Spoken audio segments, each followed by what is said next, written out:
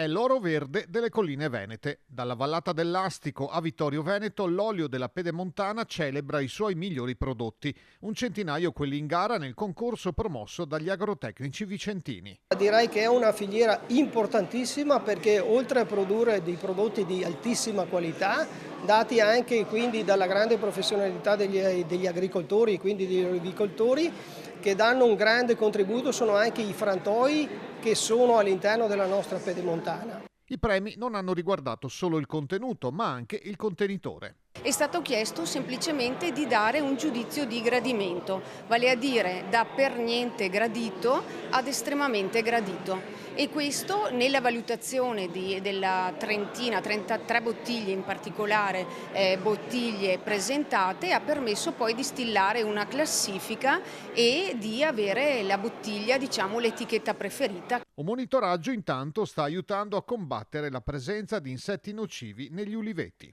5 anni fa abbiamo iniziato con questa rete di monitoraggio a distribuire, grazie anche al supporto di chi ha finanziato il progetto, Agridinamica e altre, il Collegio degli Agrotecnici e altre associazioni del territorio, abbiamo consegnato queste trappole che sono quelle che ci consentono la raccolta dati e poi l'elaborazione per fornire delle informazioni utilissime agli olivicoltori per la migliore gestione di questo problema che è appunto la mosca dell'olivo.